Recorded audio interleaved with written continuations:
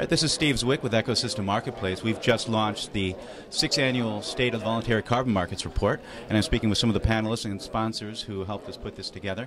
I'm going to pass the microphone around, let them introduce each other, and then we'll give you guys a feel for what the core messages are of this year's report. Start with Jason on the end. Jason Patrick, Permian Global.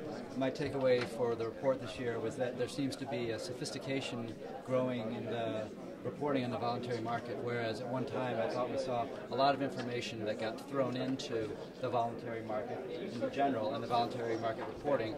Now I feel it's really focusing on pure voluntary market activity. My name is Renat Heuberger. I'm the CEO of South Pole Carbon, and I'm also a co-chair of ICROA.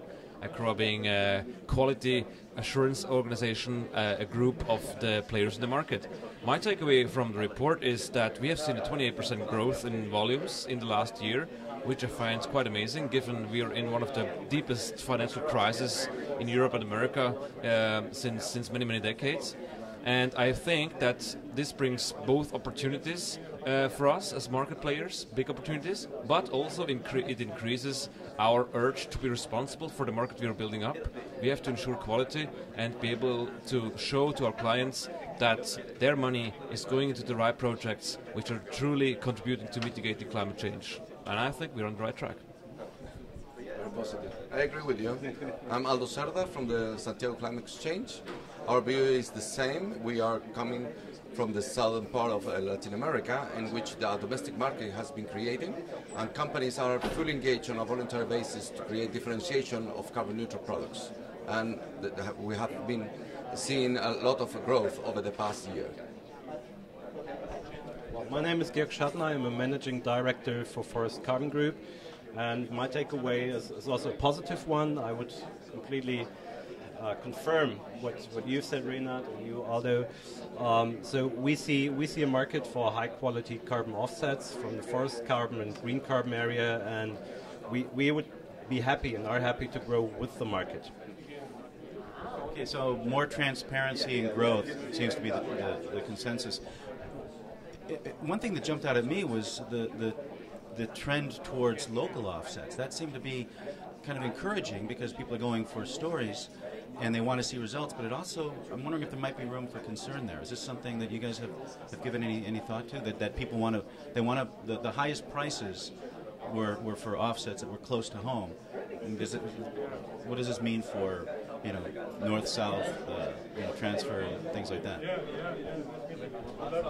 I don't think it's surprising nor bad. I think the voluntary market has always been about buying a particular story, a particular product, and it's never been about buying just a commodity, at least for most of the pure voluntary market. So I don't think it's a bad thing or a surprising thing personally for the another thing that Jason had mentioned earlier on was that the trend towards buying purely buying voluntary credits as voluntary credits, not pre-compliance.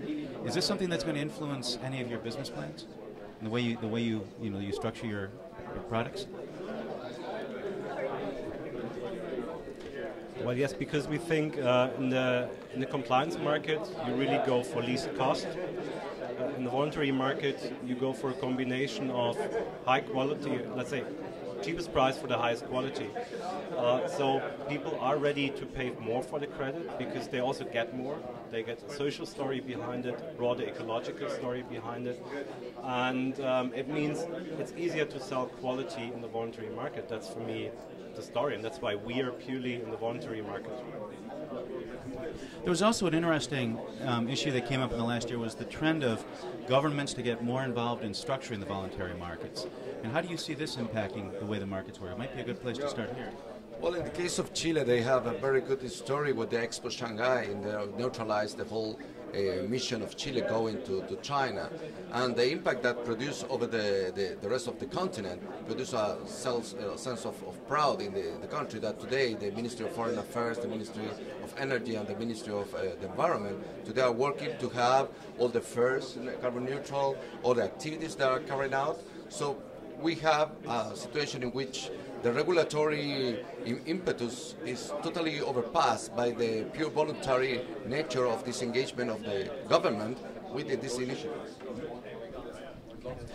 And I think a final question that I can think of is just how are how are you positioning yourselves for the future? What do you see as the biggest changes in the future that you will have to be ready for, and that any other project developers or exchange operators would have to know about? And I think I'll just give you all a chance to sign off on this one.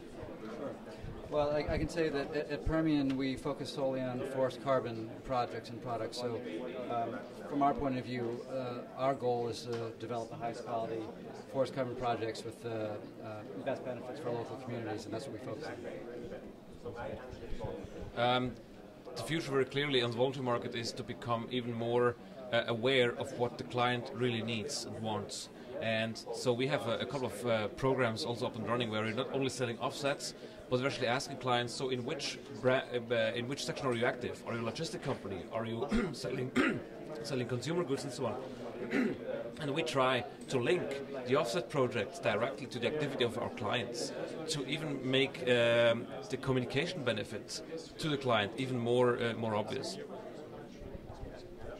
One of the things that we have been facing is that some people doesn't understand that the regulatory market is totally different from the voluntary market.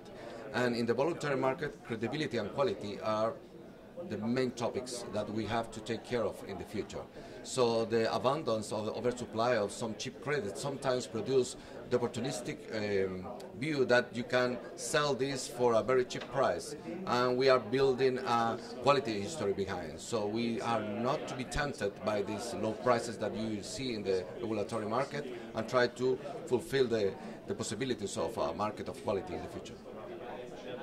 Yes, I would also say that the quest for quality is far from over. We have good standards, a good combination of standards in some cases, but we need more consensus, especially in our field, LULUCF, forest carbon.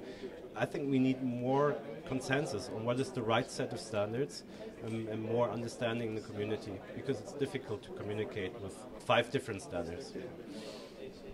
Okay, thank you very much. This is Steve Zwick, Ecosystem Marketplace, talking about the Voluntary Carbon Market Report.